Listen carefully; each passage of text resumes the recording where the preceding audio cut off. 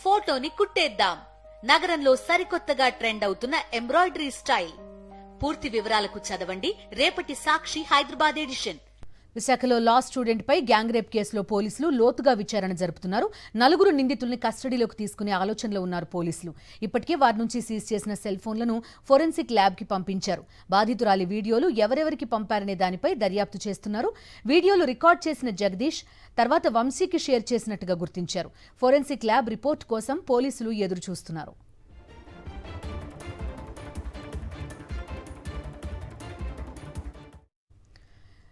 పూర్తి డీటెయిల్స్ అందిస్తారు మా కరెస్పాండెంట్ నరేష్. ఈ కేసులో పోలీసుల విచారణ ఎలా జరుగుతుందో తెలుసుకుందాం.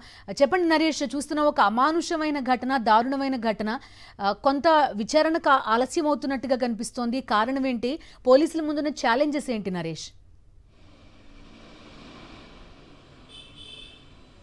బిందు, రాష్ట్ర వ్యాప్తంగా సంచలనం రేపిన విశాఖపట్నంలో లా విద్యార్థినిపై సామూహిక అత్యాచార కేసు ఘటనకు సంబంధించి దర్యాప్తు అయితే కొనసాగుతుంది. అయితే మొట్టమొదటిగా బాధితురాలు ఫిర్యాదు ఇవ్వడానికి గాజువాక పోలీస్ స్టేషన్కి వెళ్ళింది. ఆ తర్వాత గాజువాక పోలీసులు అక్కడి నుంచి ఎఫ్ఐఆర్ ఫైల్ చేయకుండా, కేసు ఫైల్ చేయకుండా న్యూపోర్ట్ పోలీస్ స్టేషన్కి పంపించారు. న్యూపోర్ట్ పోలీస్ స్టేషన్ నుంచి మళ్ళీ 2 టౌన్ పోలీస్ స్టేషన్ పంపించడం జరిగింది. అయితే ఎట్టకేలకు రెండవ పట్నం పోలీస్ స్టేషన్ సంబంధించి 2 టౌన్ పోలీస్ స్టేషన్లో కేసు నమోదు చేశారు. ఆ తర్వాత నిందితుల్ని నిన్న రిమాండ్ చేయడం జరిగింది.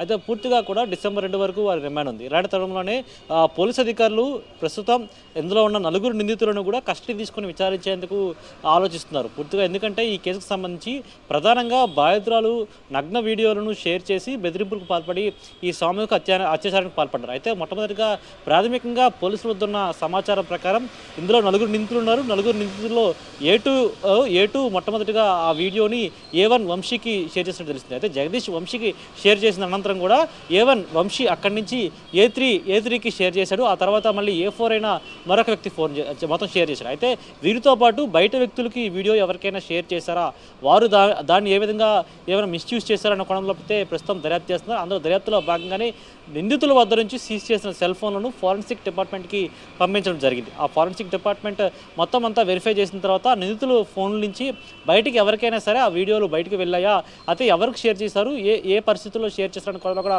ప్రస్తుతం దర్యాప్తు కొనసాగే అవకాశం అయితే కనిపిస్తుంది. అయితే ఇంకా 4 నిందితులను కస్టడీకి తీసుకున్నట్లయితే మరికొన్ని విషయాలు వెలుగులోకి వచ్చే అవకాశం కనిపిస్తుంది. పూర్తిగా కూడా బాధితుల స్టేట్మెంట్ ప్రకారం కూడా పూర్తిగా ఆగస్టు 10వ తేదీన మొట్టమొదటిసారిగా తన ఫ్రెండ్ తోటి బయటికి వెళ్ళడం జరిగిందని, ఆ తర్వాత 11వ తేదీన 2 టౌన్ పోలీస్ స్టేషన్ లిమిట్స్లో ఉన్న ఒక ఇంటికి తీసుకుని వెళ్ళాడని, ఆ తర్వాత అక్కడే సామూహిక అత్యాచారానికి పాల్పడ్డారని, మా తర్వాత నగ్న వీడియోలు తీసి దాన్ని బెదిరించి పలుమార్లు కూడా ఇదే విశాఖపట్నం సంబంధించి కూడా తొట్లకొండలో సామూహిక అత్యాచారానికి పాల్పడ్డారని కూడా బాధితులు ఫిర్యాదు ఇవ్వడం జరిగింది. అయితే ఇలాంటి కోణంలోనే మొత్తం ఎన్నిసార్లు వీరు ఈ విధంగా లైంగిక దాడికి పాల్పడ్డారు, అదేవిధంగా మానసికంగా శారీరకంగా బాధితురాలు ఎంతవరకు హింసించారు అనే కోణంలో కూడా ప్రస్తుతం దర్యాప్తు కొనసాగుతుంది. పూర్తి స్థాయిలో బాధితుల వద్ద నుంచి గతంలో స్టేట్మెంట్ రికార్డ్ చేశారు. అయితే పూర్తిగా కూడా నిందితులు 4 కూడా కస్టడీలోకి తీసుకుని విచారించినట్లయితే పూర్తిగా ఇంకా ఈ కేసులో ఉన్న ఘోరాలు కూడా బయటకు వచ్చే అవకాశం అయితే కనిపిస్తుంది. బిందు.